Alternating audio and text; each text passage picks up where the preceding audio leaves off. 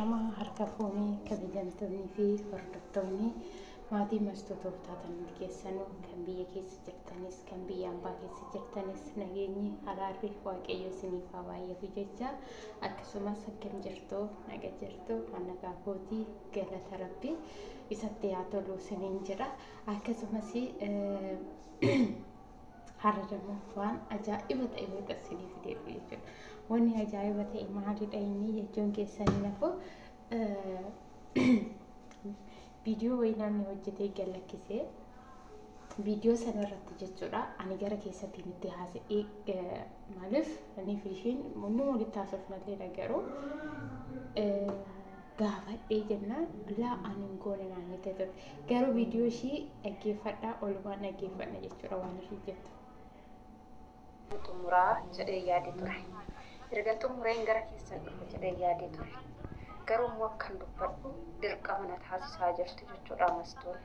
Maaliif jennaani ani lakkoofsa maatii nama ajaa'iba jechuudha dhugaa rabbi maal jette ani lakkoofsa isaanii faamilii fi kan qaba irratti dawwaliif hin jettee bakka seeraan viidiyoo hojjette jechuudha. Mucoontun akka nama qaba waa'ee jireenya kiyyaa akka kophaa ishee hin jirre waa'ee jireenya kiyyaa wanni si galchuu ashamaa qabune wanni kana muluu obsa si fudhachiisellee kana mulullee si akkanatti si aarsee si haasofsiisu ani jireenya kan koo natu beeka hadrallee taanan anamni saantibii cabduu walee akka namaaf godhi siin hin jenne har'allee siin hin jedhu jechuudha maaliif jennaan waa'ee jireenya kootii anas waa'ee jireenya keetii anas waan na galchuu qabu sillee waa'ee jireenya kootii wanni si galchuu hin jiru jechuudha maaliif jennaan atis jireenya mataa keetii jiraata anas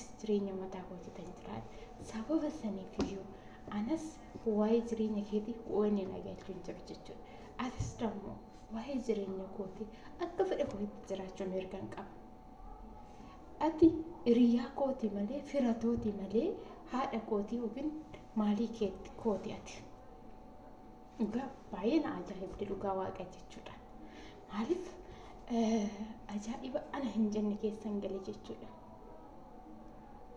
maaliif ajaa'iba namni tokko hiriyyaan tokko kana na gooti jedhee yaaduu hin qabne keessa galee dhugaa waaqa ani nama aaree mana duubatti deebi'ee gwada keessatti bo'uumati ani omaanatti fakkaatu jechi nama ana waan godhu jechuudha yaa jedhanii jechi maal lama gootisanii ani jecha namaatiif goggowa dhimma kootiyyuu miti jechuudha maaliif jennaan ani waan itti fakkaatu jechi nama ani duna dhaananiiru nama filafiitti nama ba'ee bo'u yookiin dugda duubatti gad deebi'ee bo'u miti nama tadassatee kolfee jiraachuu barbaadu jireenya koo of afootitti illee kanarraafi miti kaabboruu of afootitti illee nama gwaadatti illee bi'ee gaddee bo'u miti nama jireenya jiraadhu kana keessatti gammachuudhaan bakka yaabbaxa ifanda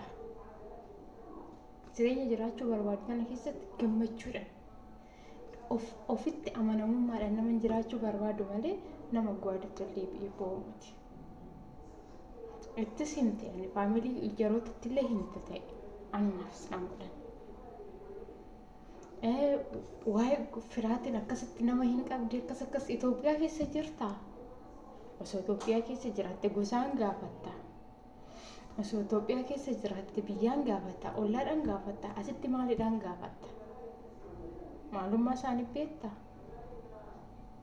maalummaa isaanii tan beeka nama tokko waan tokko gochuu duratti waan tokko yaaduun duratti wanni kun yoo naqee dubbadhe maal ta'e na laata maal keessa galii na laata jettee yaaduu qabda osoo dubbatanii dura ani garuu dhufoonni baatinis waan barbaadanis godhanii ani isaaniif nama mataa keessatti gadi qabee bo'uu miti jechuudha maaliif ani akka mastuutitti ofitti amanamummaan qaba jechuudha eenyu olitti ofitti amanamummaan qaba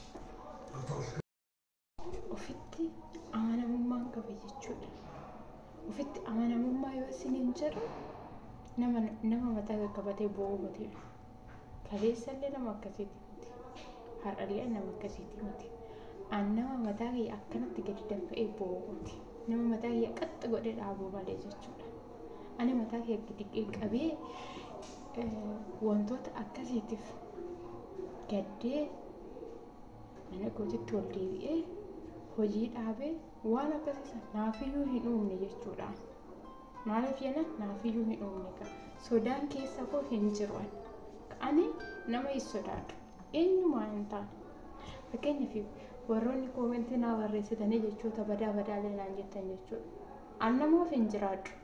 Inni gamastootuu bititti an namaaf hin jiraadhu. Jireenya mataa kootii annan jiraadha jedhee ofitti murteessee jira sila ta'eefu babaan hona baqanyam hona dakaanis ta'e bakka barbaadee ta'e annan jiraadha jechuudha. Akka anaatitti jechuudha. Ani nama takkaaf hin jiraadhu dhugaa waaqayyo. Garuu waa keessa agan lafa kanarra jiru. Agan ardii kanarra jiru waaqa tokkicha kan samii fi lafa zaragga'e waaqa tokkicha na sodaadha. Gooftaa koo tokkicha na sodaadha malee nama sodaadha. Namaafis hin jiraadhu qaba. Namni kan na uume waaqayyo tokkicha na uume waaqayyo tokkicha tuffaashee natti uume ana sodaadha. Biyya hambaa keessatti jiraadhe biyya koo keessatti illee ta'e waaqayyo koo tokkicha na sodaadha. Nama garuu hin sodaadha. Sababa saniifiyyuu warroonni koomentii wantoota garaagaraa jettanii nama barreessitaniif illee akkuma nan duubatti deebi'ee gaadaa keessatti galee boo'uuf malee waan biraatiif miti. Akkasumas immoo warroonni biraallee jechuudha waan biraatiif miti. Hunda keessa isiniin jechuu gootii miti obboleewwan koo. Obboleewwan koo jawaadhu siif jirra warra akkatti si gargaarra maal siif goonu naan jettanii nagaa koomentiidhaanis kara keessattis na jajjabeessa jirtan. Waaqayyo isiniif haa kennu. Waaqayyo bara jireenya keessanii isiniif haa dheerachuu rakkina isiniin agarsiisin. Kan qabdan irratti dabalee waaqayyotti isiniif haa guutu. Kan garuu jechoota badaa nama tuqxan dhugaa baay'ee ulfaata. Akkatti jecha badaa nama tuqina. Sababa saniifiyyuu ani kana hundaalee kanan haasa'uu dhaqee obboleettii koo walee lammata akkasitti hin deebine waan akkanaa. Lammata ani warroota dura irratti dawwaltee itti himtatanitti lammata itti deebitee ammallee itti haasa'ina naaf jettee an jireenya mataa kootii akka mastuutuu bisitti nan beeka akkuma dura siin jedhe. Ani of xamaamanii jira. Ani nama hin tamaamanu. Waaqayyo tokkicha tamaamanii jira. Durallee abdii waaqayyoon biyya kootii bahee waaqayyo tokkicha qabadhee har'allee biyya hambaa keessa kanan jiraadhu waaqayyo tokkicha qabadheen jira. Sababa isaaniifiyyuu ani abdii goddanyoota kootii yookiin abdii maatii kootii hin jiraadhu jechuudha. Yookiin abdii hiriyyaa kootii hin jiraadhu jechuudha. Ani kanan hin jiraadhu abdii waaqayyo tokkicha nan qaba. Waaqayyo nan koffisu, waaqayyo nan gatu, waaqayyo na wajjin jira waaqayyo kiyya amanee gaddeetii miti kana waaqayyo kiyyatti amane harka kiyya zaragga'ee akkanatti fuula koo itti akkanatti tolqabee waaqayyo kiyya ija keessa laala kanana waaqayyotti abdii kiyya kennee jira. Waaqayyo ana nan gatu. Biyya hambaa keessatti illee ana nan gatu.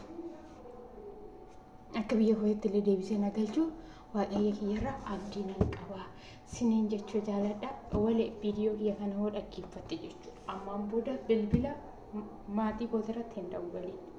Awwanta siin jedhu keessa maatii kootirratti bilbila hin dawwaliin. Bakka hingaa yoo na dandeesse na gargaare nagara keessatti yoo dadhabde garuu immoo ana isaan irratti hin dawwaliin. Maaliidhaaf hin dawwaliin siin jedha seeti omaanaaf hin godhan qaba.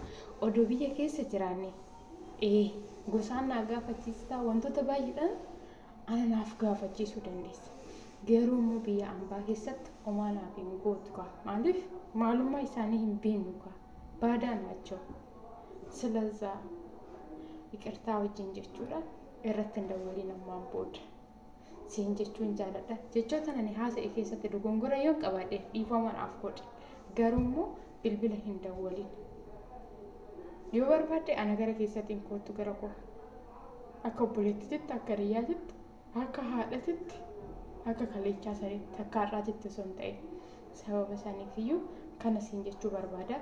Isinis maatii waaqayyo, maatii mastuutuu kan taatan hundi keessanuyyuu guddaanis xiqqaanis namumti kamiyyuu kan taatan eebbifama. Warri koomentii kiyya naaf sheer gochaa jirtan, warri viidiyoo kiyya jalattis jajjabaadhunaan jechaa jirtan eebbifama. warina arrabsaa jirtanis eebbifama galatooma waaqayyo sinaa eebbisu eebbifama isiniin jedha. Ammas viidiyoo kana laayikii sheerii gochuu hin dagatina. Viidiyoo kana keessa waan baay'ee barattu yoo isiniin jiru hin sodaatina. Sodaa keessanii balleessa ofitti amanaa. Akka anaa kanatti ofitti amanaa. Nama hin amanina ofitti amanaa. Waaqayyo tokkichatti amanaa. Waaqa isin uumetti yoo amantan gaafa laphee keessaniinis ofitti amanamummaa godhattanii kaatu. Gaafa san jechuudha.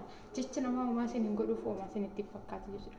Ofitti amanaa. Shamaras taate, dhiiras taate, haadhas taate, ganaa daa'imas taate ofitti amanamummaa onnee kee keessatti ofitti amanamummaa gaafa goote waaqayyo akkasii wajjin jiru beeki. Gaafa waaqayyo si wajjin akka jiru beekte immoo sodaas keessa keenya jiru jechuudha. Akkasii isiniin jechuu jaaladha. Viidiyoo kee kan laayikii sheerii gochuu hin irraanfatina. Haga viidiyoo biraatiin walitti deebinutti turtii gaarii isiniif haa ta'u. Baay'ee isin jaaladha. Baay'ee isin kabaja. Naaf jiraadha. Obboleewwan koo kan biyya ambaa keessattis ol baranne kan biyya keessattis ol baranne naaf jiraadha isiniin jira. Haga viidiyoo biraatiin walitti deebinu turtii gaarii.